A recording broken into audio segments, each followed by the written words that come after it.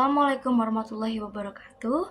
Halo semuanya, perkenalkan nama saya Bunga Denisa. NIM saya 41525010113.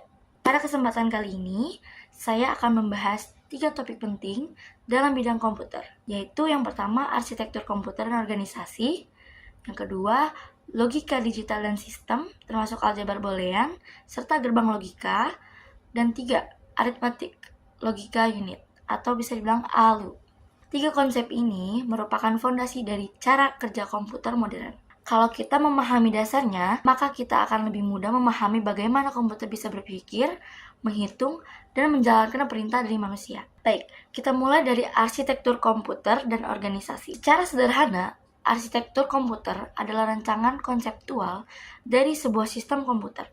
Ia menjelaskan apa saja yang bisa dilakukan oleh komputer, seperti bagaimana instruksi dijalankan, bagaimana data disimpan, dan bagaimana informasi dikirim antar komponen.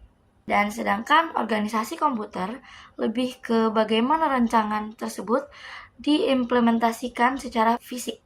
Jadi, arsitektur berbicara tentang konsep dan fungsi, sedangkan organisasi berbicara tentang mekanisme dan struktur nyata dalam perangkat keras. Contoh mudahnya begini, bayangkan kamu ingin membangun rumah. Arsitektur adalah gambar rancangan rumahnya, di mana ruang tamu, kamar, dapur, dan sebagainya. Sedangkan organisasi adalah cara rumah itu dibangun, bahan yang digunakan, jenis fondasi, atau bagaimana listrik disambungkan. Dalam komputer, arsitektur dan organisasi bekerja sama untuk menjalankan fungsi utama sistem. Komponen utama dalam arsitektur komputer terdiri dari 1. Unit pemroses sentral, atau bisa dibilang CPU, yaitu otak komputer yang mengeksekusi instruksi. Yang kedua, memori atau RAM, tempat menyimpan sementara untuk data dan instruksi. Dan yang ketiga, unit input dan output, yaitu menghubungkan komputer dengan pengguna. Dan yang keempat, bus system, atau bisa dibilang jalur komunikasi yang menghubungkan semua komponen. CPU terdiri dari 3 bagian penting, yaitu yang pertama, unit control yang mengatur jalannya instruksi. Yang kedua, ALU, Arithmetic Logic Unit, merupakan organisasi aritmatika dan logika. Dan yang ketiga, register, tempat penyimpanan kecil untuk data yang sedang diproses. Jadi, arsitektur komputer adalah dasar yang menentukan bagaimana semua komponen ini berinteraksi, sementara organisasi menentukan bagaimana mereka diwujudkan dalam bentuk fisik. Nah, selanjutnya kita masuk ke bagian logika, digital, dan sistem, yang merupakan dasar dari semua operasi komputer. Komputer tidak mengenal angka desimal seperti kita. Komputer hanya memahami 2 hal keadaan, yaitu 0 dan 1, yang disebut bilangan binar. Konsep ini didasarkan pada aljabar boolean, sebuah sistem matematika yang hanya menggunakan 2 nilai, yaitu true and false, atau 1 dan 0. Aljabar boolean memungkinkan komputer melakukan keputusan logis menggunakan operasi seperti AND, OR, dan NOT. Mari kita bahas satu persatu. Gerbang AND menghasilkan output 1 hanya jika semua inputnya bernilai 1. Sedangkan gerbang OR menghasilkan 1 jika salah satu input bernilai 1. Gerbang NOT berfungsi membalikkan nilai logika jika input 1, output 0, dan sebaliknya. Dan selain 3 gerbang dasar tersebut, ada juga variasi seperti NAND, kebalikan dari AND, NOR, kebalikan dari OR, dan SOR, exclusive OR, yang menghasilkan 1 hanya jika satu input bernilai 1, bukan keduanya.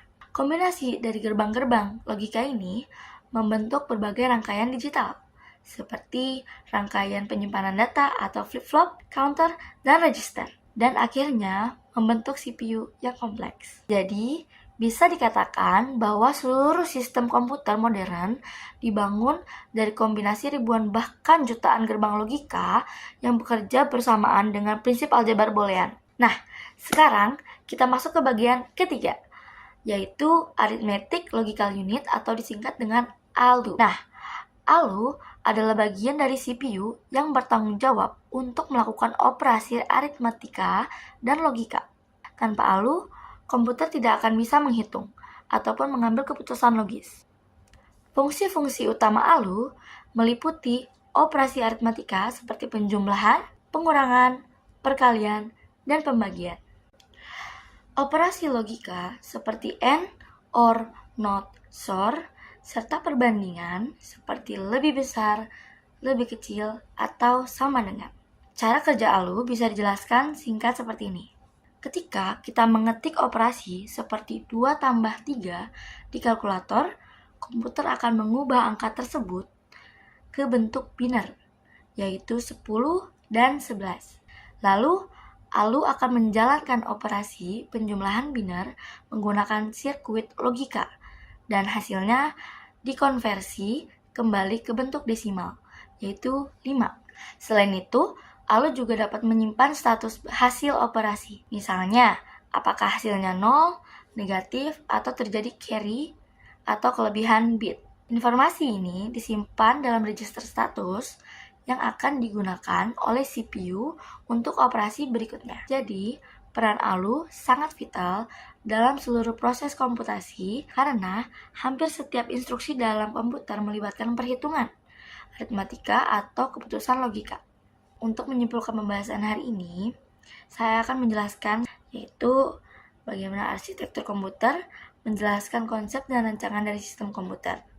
Sedangkan organisasi komputer menjelaskan bagaimana rancangan tersebut diwujudkan secara fisik. Logika digital dan aljabar boolean menjadi dasar dari cara komputer berpikir dalam bentuk biner. Sedangkan ALU adalah unit utama yang melakukan operasi aritmatika dan logika berdasarkan prinsip tersebut. Ketiga konsep ini saling berkaitan dan menjadi fondasi dari semua perangkat komputer yang kita gunakan, mulai dari laptop, smartphone, hingga server superkomputer. Terima kasih telah menyimak video ini. Semoga penjelasan tadi membantu teman-teman memahami dasar kerja komputer dengan lebih jelas dan mudah. Assalamualaikum warahmatullahi wabarakatuh. Thank you everyone! Thank you Elmar! Boom!